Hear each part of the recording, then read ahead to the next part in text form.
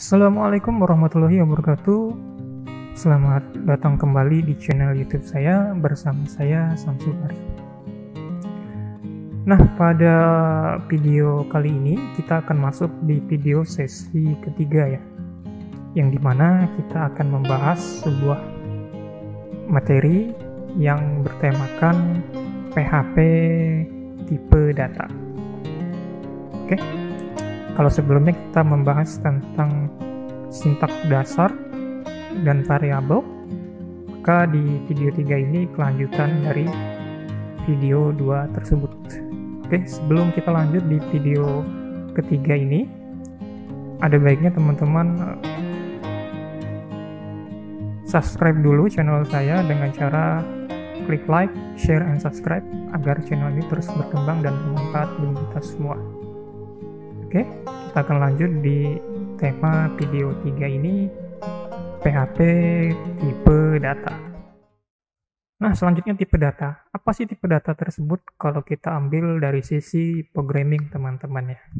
Oke. Namun sebelum kita ngambil dari sisi programming, baiknya kita kasih analogi di kehidupan sehari-hari. Oke. Kita punya rumah, teman-teman ya. Lalu kita punya barang. Ya. Barang itu saya anggap kalau di komputer adalah data. Nah, lalu kita kembali ke sebuah rumah. Saya di dalam rumah punya barang. Yang pertama adalah baju. Kemudian saya punya makanan. Dan kemudian saya punya perabot rumah tangga, piring, gelas, dan sebagainya. Supaya rumah itu terlihat rapi, saya harus membeli lemari. Apa itu gunanya lemari? Nah, ini tadi menyimpan suatu barang, tentunya dengan rapi. Oke.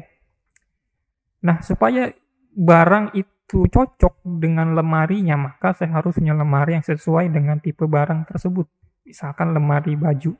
Nah, itu kan untuk menyimpan baju. Kemudian untuk menyimpan makanan, saya harus punya lemari, misalkan lemari makan ataupun kulkas. Nah, kemudian perabot rumah tangga, piring, gelas, dan sendok, sebagainya, maka saya harus punya lemari piring atau lemari bahan-bahan dapur seperti itu. Karena apa? Karena semua akan tersimpan sesuai dengan porsi, ukuran, dan jenisnya masing-masing. Namun kalau kita simpan dalam bentuk yang berbeda, misalkan baju saya simpan di lemari kulkas, itu sangat tidak cocok. Nah, nanti akan rusak barang tersebut. Nah, supaya data barang itu tetap utuh dan bisa digunakan sebagaimana mestinya, maka disimpanlah di tempat yang pas dengan porsinya. Kira-kira analogi atau istilah kesehariannya seperti itu. Nah, lalu bagaimana dengan programming? Di programming itu juga konsepnya kira-kira seperti itu. Jadi misalkan ada data string, maka harus ditampung oleh tipe data atau variabel yang memang disiapkan untuk string atau teks. Angka disiapkan untuk juga angka. Nanti kan ada angka bulat, ada angka desimal, dan angka yang lebih kompleks lainnya. Oke. Kemudian ada objek, nanti akan disimpan dalam bentuk objek lainnya. Ada nanti array, nanti akan disimpan dalam bentuk array juga. Supaya apa? Di-match-kan tersebut ya, atau disesuaikan supaya nanti penggunaannya sesuai dengan fungsi-fungsi code yang sudah disiapkan oleh bahasa pemrograman tersebut. Oke, teman-teman. Oke, mungkin lebih istilah lebih teksnya saya bacakan di sini. Jadi tipe data digunakan untuk memberitahu jenis variabel data apa yang akan disimpan. Lalu tipe data dideklarasikan di awal program sehingga komputer dapat mengalokasikan memori penyimpanan sesuai dengan jenis tipe data tersebut. Karena tiap tipe data itu memiliki ukuran memori yang berbeda-beda. Kira-kira seperti itu untuk pengertian tipe data. Kemudian di PHP sendiri, data tipenya seperti apa yang bisa didukung? Yang pertama ada string, integer, float, boolean, array, object, null, resource. Ini berdasarkan sumber di web3school.com. Nah, dari beberapa yang sudah disebutkan oleh westreeschool.com, kebanyakan yang dipakai misalkan dalam sebuah page itu ya, ada string, ada integernya, ada floatnya, ada booleannya, ada array-nya. Nah, itu yang sering digunakan. Oke. Secara singkat saya akan kasih contoh suatu variabel dan outputnya atau jenis isinya. Misalkan string, saya kasih contoh itu hello world ya, itu berarti data tipenya string. Kemudian integer itu bilangan bulat. Bilangan bulat artinya 0 sampai tidak terbatas. Kalau gambarannya sih tidak ada komanya. Itu integer ya, bilangan bulat. Float itu bilangan yang ada komanya, misalkan 20,5 atau 75,5.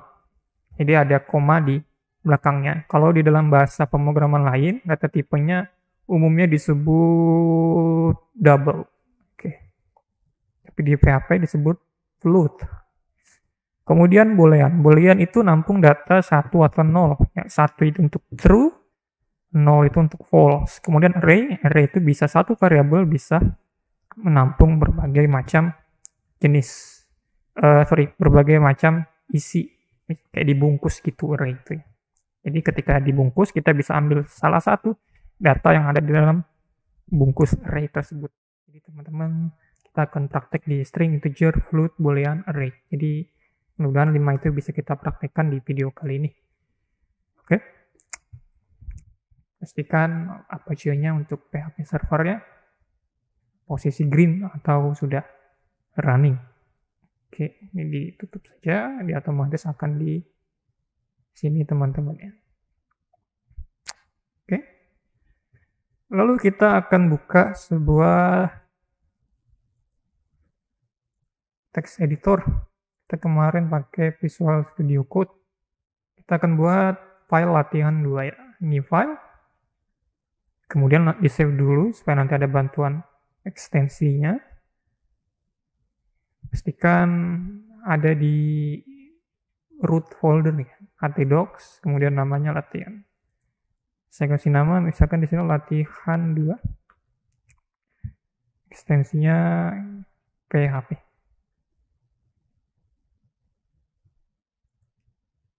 Oke, seperti ini. Bisa di save.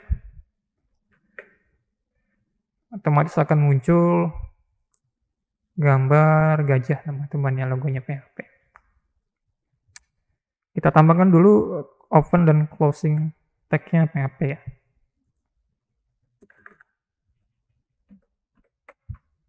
Seperti ini, jangan lupa. Mungkin dikasih judul dulu, echo latihan kedua, data tipe PHP. Seperti ini. Kemudian kita bisa tes localhost latihan, kemudian latihan 2.php. Kira seperti ini. Kemudian kalau ingin diperbesar, kita bisa saja langsung taruh di sini H3 mungkin, kemudian tutupnya jangan sampai lupa.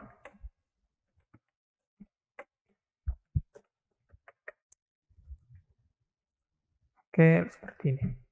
Teman-teman masih ingat bagaimana cara menulis variabel? Itu dengan tanda $. Kemudian nama filenya, nama variabelnya apa? Sama dengan baru isinya apa.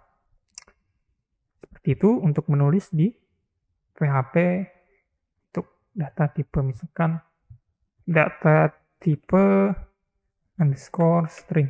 Seperti ini. Sama dengan petik 2 kali. Kemudian isinya apa? Misalkan ini data tipe string. Oke.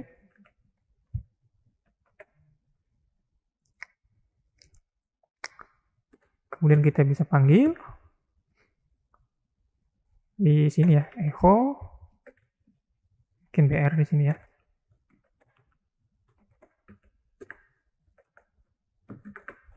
echo lagi, saya akan panggil data tipe string ini. Oke, pastikan di sini sama teman-teman ya. Oke. Kemudian saya refresh. Oke, ini data tipe string. Oh iya, teman-teman lupa. Jangan sampai lupa bahwa data tipe itu atau variabel itu letaknya harus paling atas atau dideklarasikan di paling atas, jadi di bawahnya tinggal digunakan. Dan setahu saya ketika data tipe itu ditaruh di bawah terus dipanggil di atas, hasilnya tidak akan bisa keluar sebagai mana mestinya.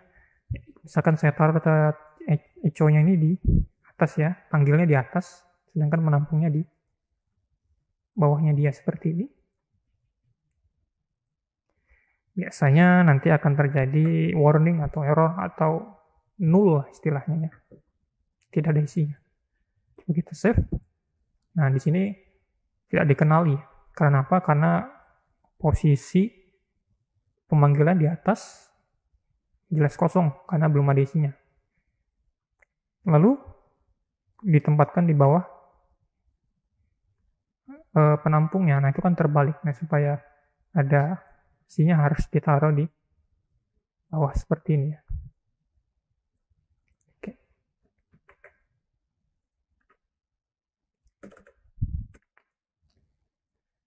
Kemudian untuk data tipe jenis integer ya atau bilangan bulat. Oke, kita taruh di sini sebuah variabel baru data tipe underscore integer teman-teman seperti ini.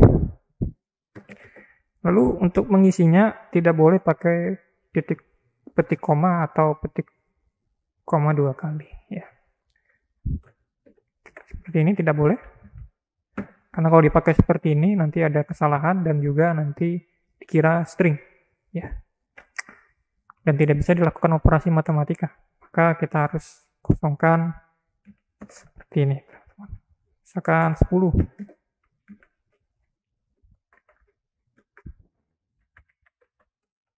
Echo data tipe integer seperti ini. Oke.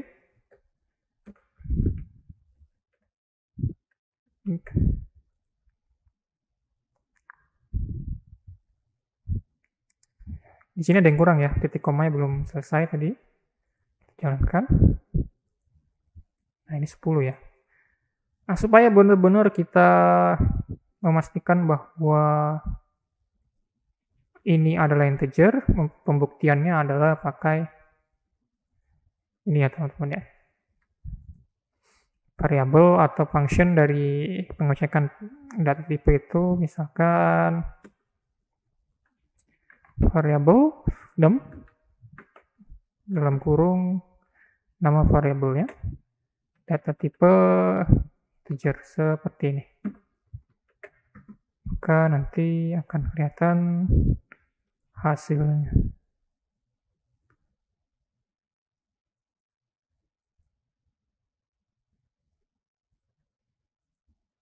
Yaitu in 10. Oke. Misalkan ini saya rubah menjadi 10.50 misalkan. Maka ketika dijalankan ulang dia berubah menjadi float teman-teman. Itu cara membuktikan keaslian atau jenis isian dari sebuah variabel. Kemudian ada boolean.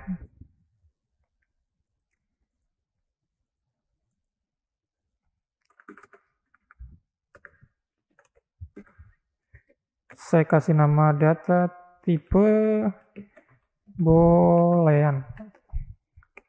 Seperti ini. Saya isikan dia true. Seperti ini.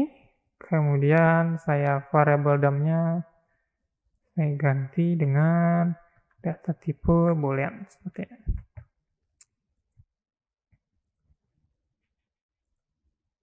Nah, itu BOOL.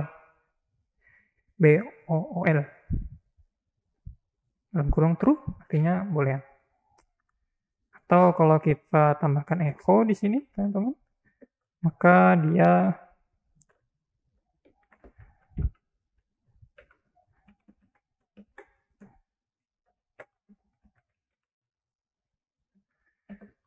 menghasilkan nilai 1. Oke. Nah, itu untuk boolean. Nah, boolean ini sering dipakai untuk pilihan yang 2. Jadi nanti pas dipilih 2 ada data misalkan laki-laki perempuan.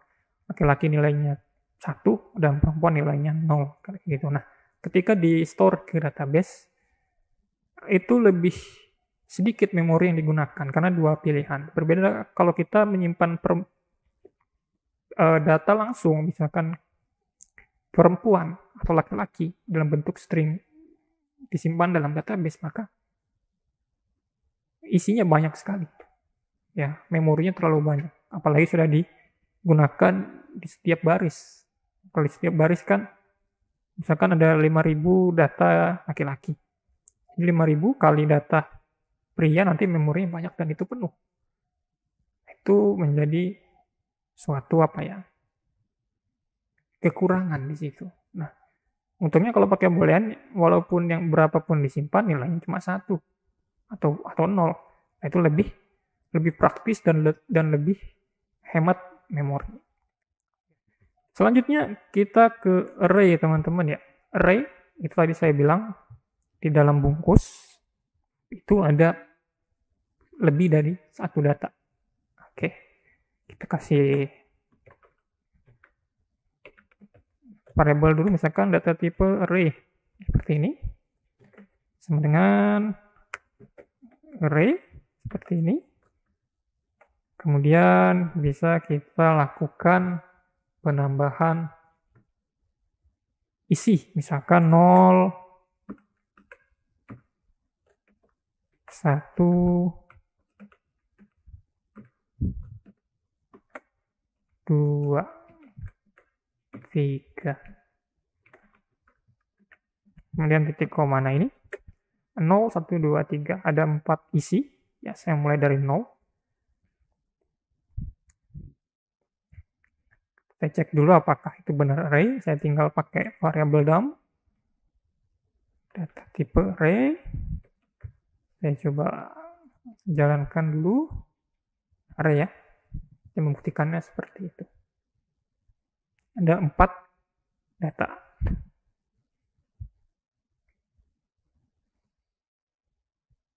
Nah, terus bagaimana kita mau ngambil salah satu ya dari 4 tersebut? Maka kita bisa menggunakan yang namanya echo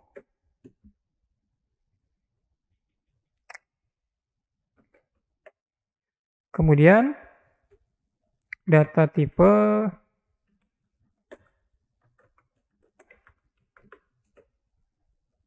kemudian kurung siku teman-teman. Nah, ini diisikan urutan keberapa. Misalkan saya mau ngambil 0, maka saya harus isikan di sini 0.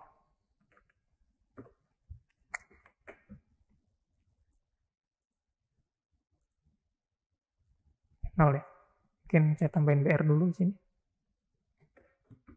Biar lebih kelihatan. Ini 0 ya. Oke. Misalkan saya mau ngambil 3, maka saya